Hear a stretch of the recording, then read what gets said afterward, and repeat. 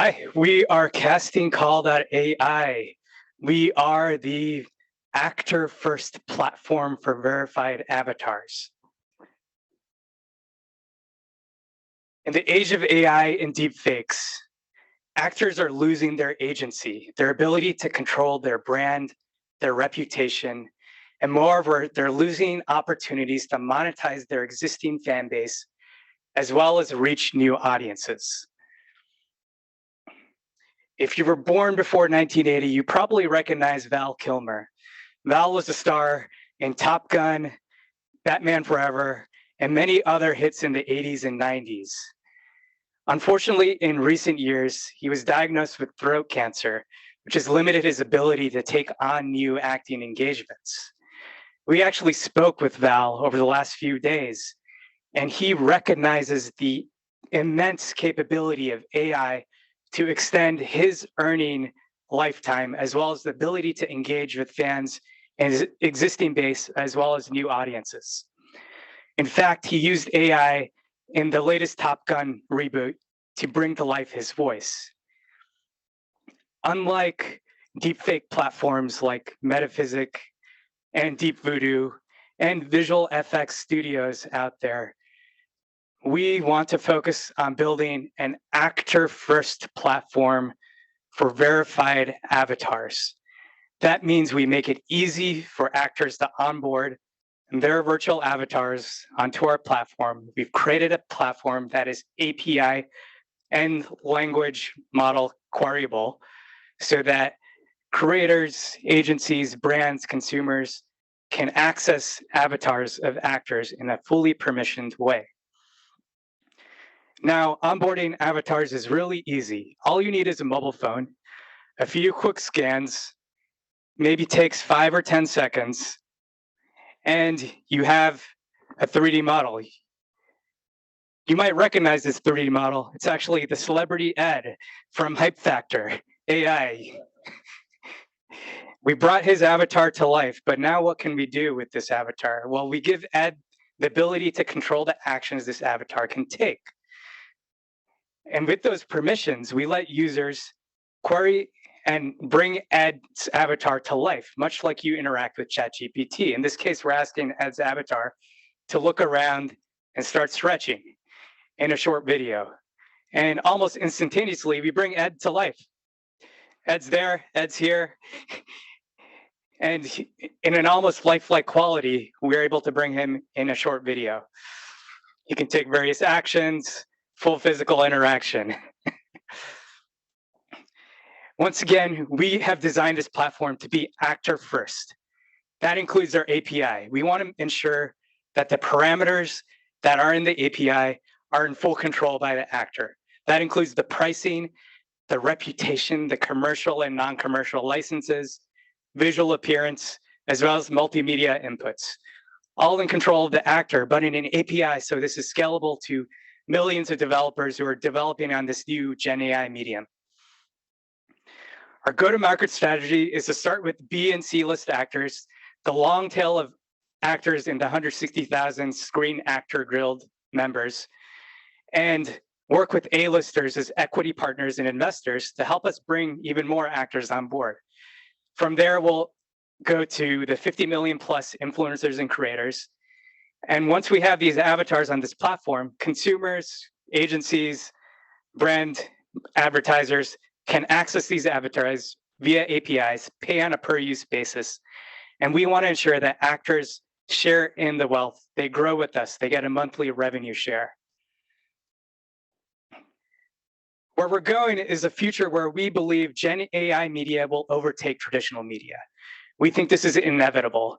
And in that world, not only should we have a platform, we will have a library of all verified avatars, actors, their actions, feedback on what works and what doesn't, so we can build an LMM, a large motion model. This will be the future of bringing actors to life and Gen AI video, media, motion, virtual worlds. Now, our team has some experience working in these areas. Doug has built ad tech companies from $0 to $100 million at creative generative tech companies like OmniKey, as well as DeepGram, a voice AI platform. I'm a PM at YouTube, and I have experience dealing with all the challenges and opportunities of the world's largest creator economy. I have built 2 ML startups myself. Nicholas is an ML engineering expert at AWS, and he works with all of these generative AI technologies. And Ed, we stole him for this presentation, is a superstar ad agency builder, building 3 agencies, and can help us bring the client base that we need to make this a success. So help us onboard actors to the future of Gen AI media. You can reach out to us at hello@castingcall.ai. Thank you.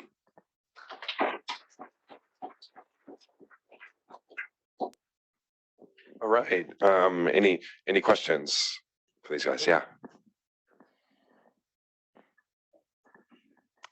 Do we need human actors anymore?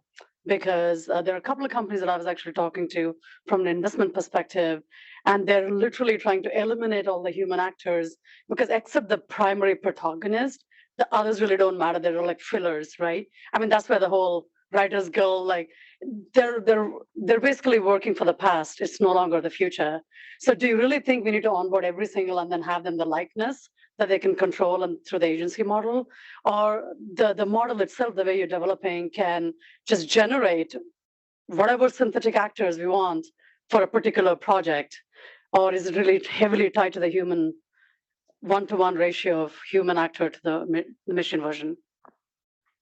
I can positively answer here. I think there's still value in that human authenticity, and that's what we're betting on. Whereas all of these AI platforms are focused on deep fakes.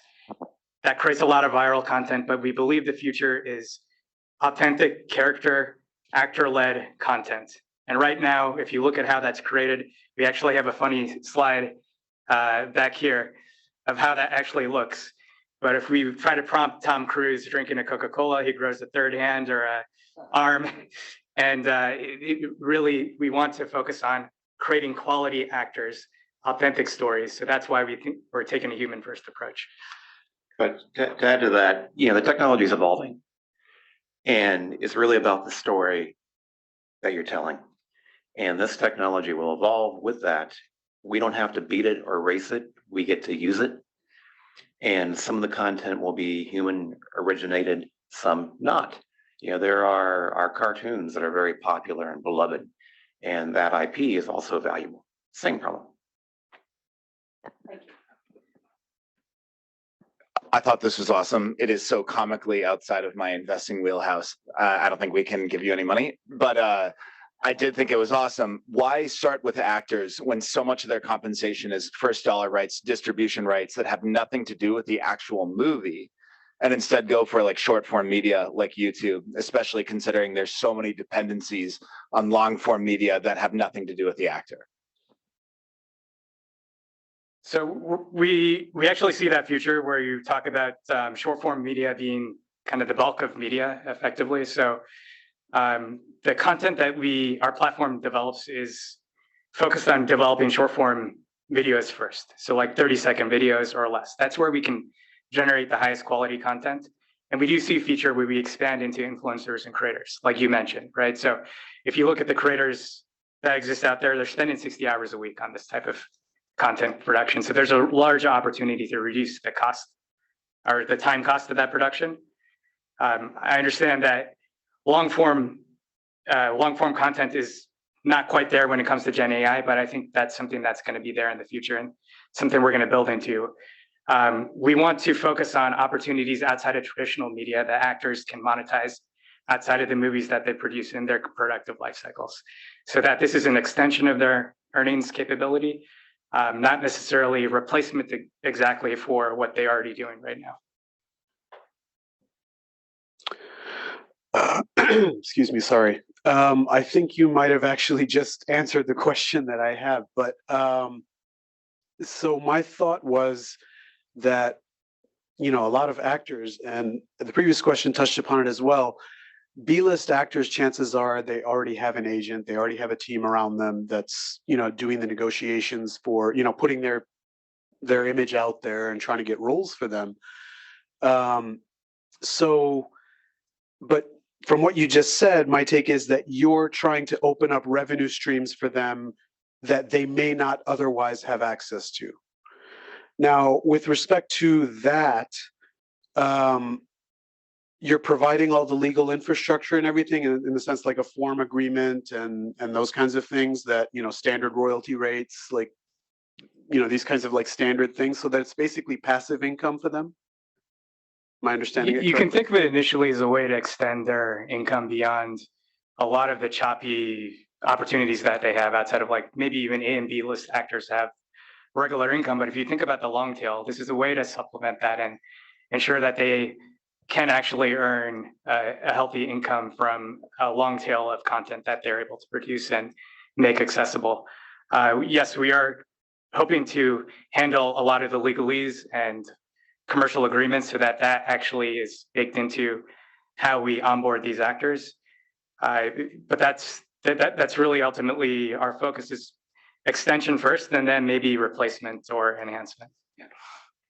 Okay, let's take some of the questions online. I see, Monisha, your hand's up.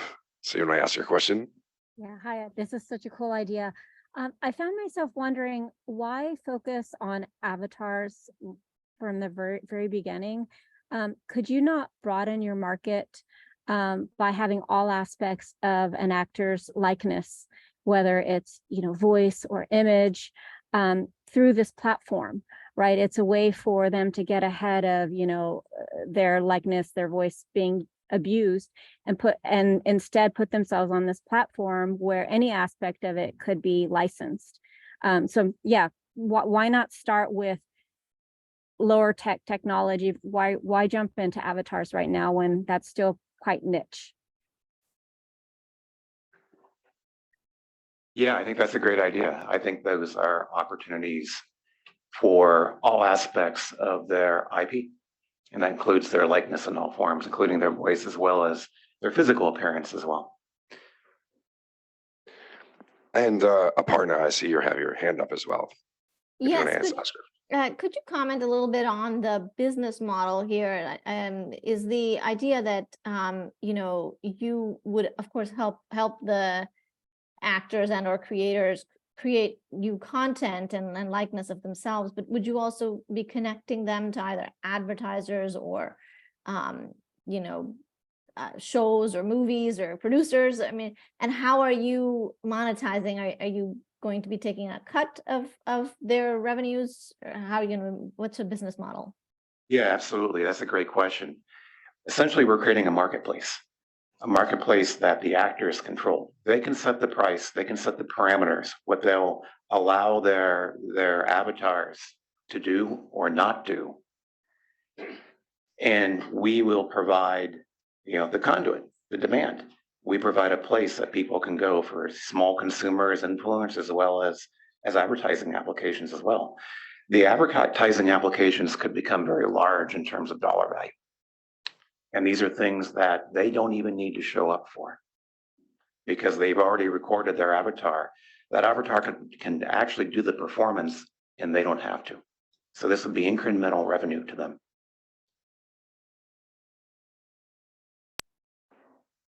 Interesting, thank you. A two-sided question here.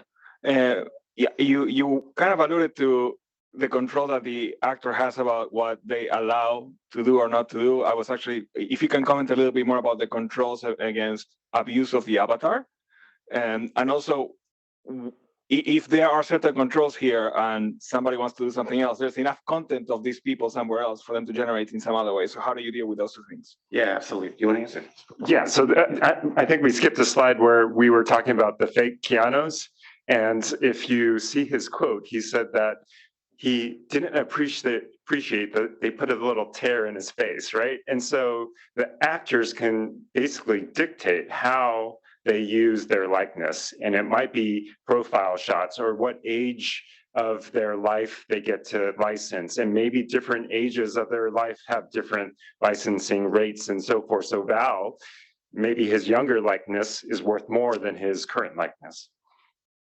And because we actually generate the content through our API, through our platform, we can control how that's generated under the constraints that the actors provide. So they have control. This is super interesting. How do you think, on the topic of economics, given that there's no marginal cost of the actor's labor, like how do you even think about setting the price of the market, right? In theory, you should be willing to do this for a penny. And so how do you prevent like a race to the bottom? Yeah, that's a really great question. That's something that we debated internally. Ultimately, the actors are a premium product and they control the price. No different than it would be at, Amazon, where if you're an author, you can publish your book and you can control that. So you do not need to race to the bottom. And however, you're right, the marginal costs will be lower.